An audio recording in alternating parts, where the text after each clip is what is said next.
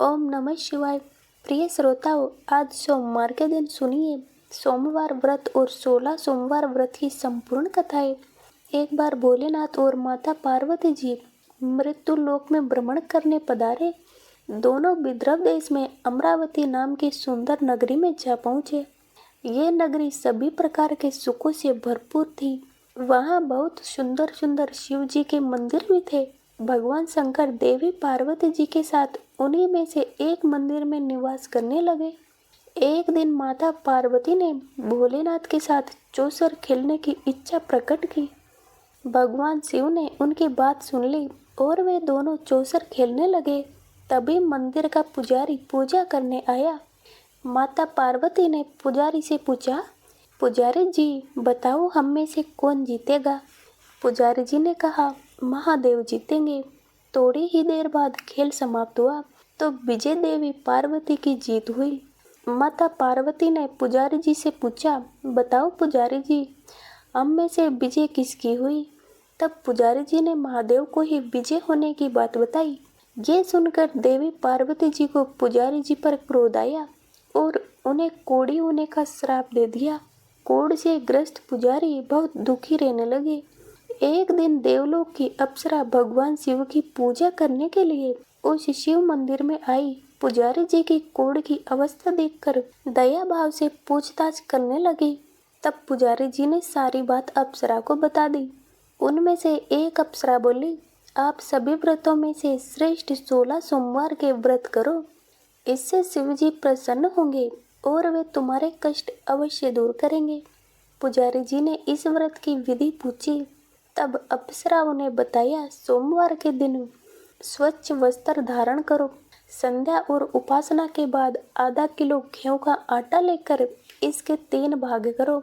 घी, गुड़, दीप, निवेद, पूंगी, फल, बेलपत्र, जनेऊ, जोड़ा, चंदन, अक्षत और पुष्प आदि से प्रदोष काल में भगवान शंकर का पूजन करो। 3 भागों में से 1 भाग शिव जी को अर्पण करो। बाकी 2 को शिव जी के प्रसाद के रूप में उपस्थित जन को बांट दो। खुद भी प्रसाद ग्रहण करो। इस तरह 16 सोमवार व्रत करो। 17वें सोमवार को पाव भर की पवित्र आटे की बाटी बनाओ। उसमें घी और गुड़ मिलाकर चूरमा बनाओ। शिव जी को भोग लगाकर उपस्थित भक्तों में बांट दो। इसके बाद परिवार सहित प्रसाद ग्रहण करो तो इससे सभी मनोरथ पूर्ण हो जाते हैं। ऐसी बात बताकर अप्सराएं चली गई। पुजारी जी ने अप्सराओं की बताई विधि अनुसार 16 सोमवार के व्रत किए, जिसके पुण्य प्रताप से भगवान शिव की कृपा और माता पार्वती की दया से पुजारी जी मुक्त हो गए और आनंद से रहने लगे। कुछ समय के बाद भगवान शिव और देवी पार्वती जी वापस उसी मंदिर में आए। देवी पार्वती ने पुजारी जी को निरोगी देखकर कारण पूछा तो पुजारी जी ने 16 सोमवार व्रत की महिमा बताई। पार्वती जी खुद भी 16 सोमवार व्रत रखने के लिए तैयार हो गई और इसी व्रत को करने से उनके रूठे हुए पुत्र कार्तिकेय जी देवी पार्वती जी के आज्ञाकारी हो गए। कार्तिकेय जी ने जब माता से पूछा कि माता आपने ऐसा क्या किया जिससे मेरा हृदय परिवर्तन हो गया, तब देवी पार्वती ने 16 सोमवार की कथा उन्हें सुना दी। कार्तिकेय जी ने अपने विशेष मित्र से जो कहीं खो गया था उससे मिलने की कामना में 16 सोमवार के व्रत किए तो उनका खोया हुआ मित्र उन्हें जल्दी मिल गया।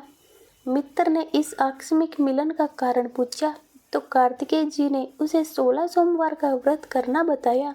मित्र ने व्रत की विधि विधान पूछा और स्वयं के विवाह की मनोकामना से 16 सोमवार के व्रत धारण किए। इसके बाद कार्तिकेय जी का मित्र एक स्वयंवर सभा में गया तो वहां की राजकुमारी ने आकर्षित होकर उसके गले में वरमाला डाल दी और उसे अपना पति स्वीकार कर लिया। तब राजा ने बहुत सारा धन और सामान देकर उसको भेजा। अब वे दोनों सुख से रहने लगे। जब 16 सोमवार के व्रत का उसकी पत्नी को पता लगा, उसने पुत्र प्राप्ति की कामना से 16 सोमवार के व्रत किए। उसके कुछ समय बाद एक अति सुंदर, सुशील और बुद्धिमान पुत्र हुआ। जब वह बड़ा हुआ तो उसने अपनी माँ से 16 सोमवार के व्रत की गाथा सुनी। तब उसने भी राज्याधिकार प्राप्त करने के लिए 16 सोमवार के व्रत शुरू कर दिए एक राजा को अपनी कन्या के लिए योग्य पुरुष की खोज थी। राजा ने अपनी कन्या का विवाह उस सर्वगुण संपन्न पुरुष से कर दिया। राजा के कोई पुत्र नहीं था, तो उसने अपने दामाद की योग्यता देखकर उसे राजा बना दिया। राजा बनने के बाद भी वह 16 सोमवार के व्रत करता। 17वां सोमवार आने पर उसने अपनी पत्नी से शिवजी की पूजा के लिए मंदिर चलने को कहा, तो उसने दासियों से कहकर पूजा की सामग्री तो भिजवा दी, लेकिन खुद नहीं गई।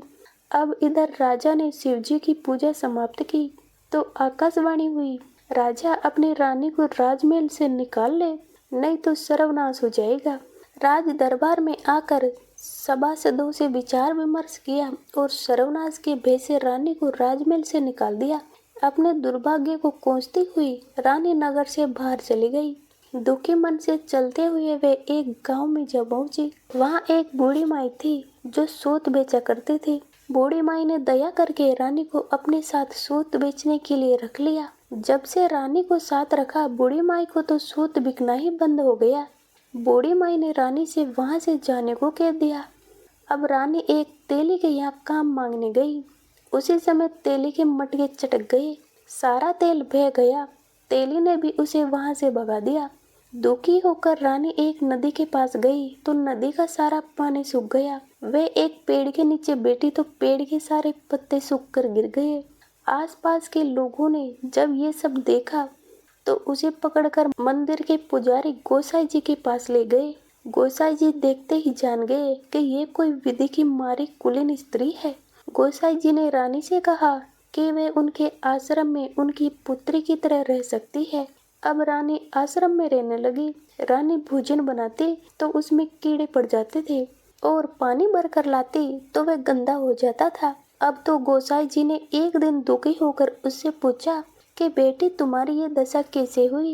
ये किस देवता का कोप है? तब रानी ने शिवजी की पूजा में न जाने वाली बात गोसाई जी को बताई तो गोसाई जी बोले, पुत्री, तुम 16 सोमवार के व्रत करो, इससे तुम अपने सभी कष्टों से मुक्ति पा सकती हो।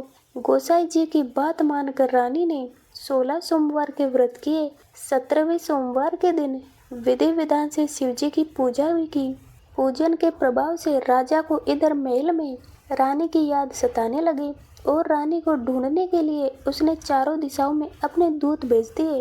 रानी की खोज में घूमते घूमते दूत गोसाई जी के आश्रम में भी पहुंच गए। राजा को खबर लगी तो राजा रानी को ले जाने आश्रम पहुंच गया। गोसाई जी से बोला, ये मेरी पत्नी है। शिवजी के क्रोध के कारण मैंने इसे महल से निकाल दिया था।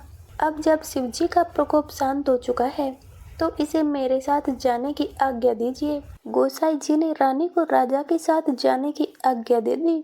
रानी बहुत प्रसन्न हुई। राजा और रानी के आने की खुशी में नगरवासियों ने खूब सजावट की, मंगल गीत गाए, पंडितों ने मंत्र आदि गाकर स्वागत किया। इस तरह धूमधाम से रानी का महल में प्रवेश हुआ। राजा ने ब्राह्मणों को दान आदि दिए, याचकों को धन धान्य दिया, जगह जगह भूखे लोगों को भोजन खिलाने के लिए भंडारे खुलवाए। राजा रानी 16 सोमवार के व्रत करते हुए शिवजी का विधि विधान से पूजन करते हुए सुख पूर्वक लंबे समय तक जीवन बिताने के बाद शिवलोक को पधार गए। इस प्रकार जो भी मनुष्य मन, वचन और कर्म से भक्ति भाव से 16 सोमवार के व्रत और पूजन विधि विधान से करता है, कथा का श्रवण करता है, वह सभी सुखों को प्राप्त करके अंत में शिवलोक को गमन करता है और ये व्रत सभी मनोरथ पूर्ण करने वाला है।